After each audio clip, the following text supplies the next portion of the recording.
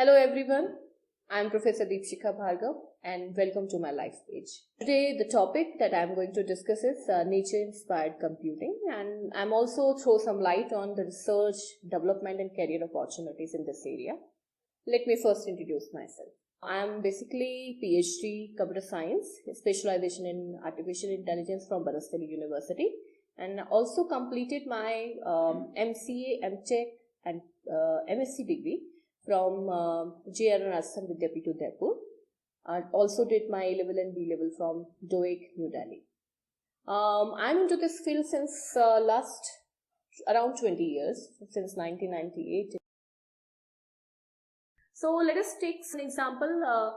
You have observed nature in many ways. So let us look at the termite home. You must have seen the kind of termite home. Usually it is like this. Okay, and you can see there are small holes we can see over there. Though I won't suggest you to put your hand inside termite house, but whenever the temperature is taken, the temperature is very low if I look inside. Now this particular nature, the kind of architecture which is built up by termites, is actually inspired architects to prepare such a building which can, without any ACs, it can also sustain the temperature on its own. So anyhow, it doesn't require any knowledge of computation. Still, they can use that area. Majorly, there are three major categories. One is insect-based nature-inspired algorithm, where you can see your swarm, you can see bees, honeybees. Okay. Another is animal-based, like you can see the behavior of bats. They actually send echoes to the ground just to see whether it's a danger or it's a food. So they have different type of searching. And also if you look at other animals, like if I talk about monkey, if you talk about rock hyrax, if you talk about African buffaloes, these are some new algorithms. They are actually having a group behavior. And usually they have a local leader and a global leader. And they work together so that they can go to that particular area where they have maximum probability of food. So on that basis, a different algorithms can be prepared and for real life purpose. Through artificial intelligence, you will be able to understand the basic type of problems. What exactly is a problem? How will I identify the problem? How will I identify the solution to a problem? One is giving the solution to the problem, and second is how to give the best solution or an optimal solution. And there are different algorithms are there that you need to study before you go ahead with this advanced area. So what is mathematical modeling exactly? Because you are already having a bit idea of mathematics and you are capable enough to understand the problem area.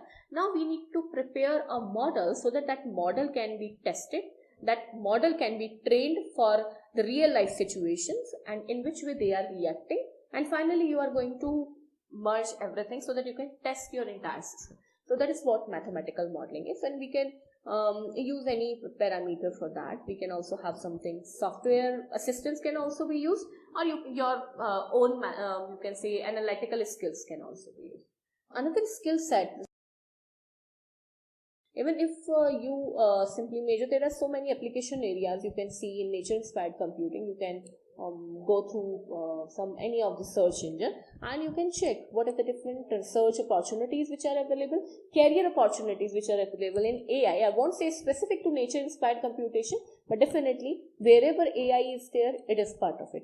So there you can apply on your own. So there are so many research opportunities we have, and as well as career opportunities. Though I told you that I have worked with so many students, I am regularly mentoring them, guiding them. But what I feel, because they actually not gone through the basics or the literature that was actually lacking behind. Maybe in some cases I have seen that the student don't have any idea of mathematics, though he has studied mathematics till 12th class. Even BTech students, I have seen few people. So that is a bigger challenge, that the students are not having the good knowledge of basics. That is a bigger challenge. They come to the office, they are actually involved into research, They have teaching load also. They have to guide for different projects to the students, mentoring to the students.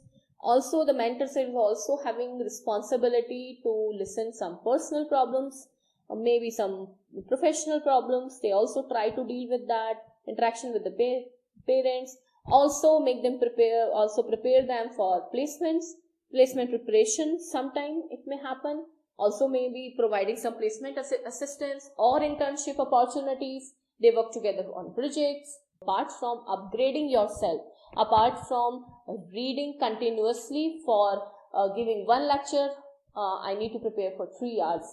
So that 1 hour lecture, so that my student can get a good impact, for that also I need to read a lot. And because you people are tech savvy, I need to continue reading, I need to continue researching as well, because I cannot challenge knowledge of Google engine. I hope I have given a balanced overview about nature inspired competition, and this particular area will interest you. With that hope, thank you so much.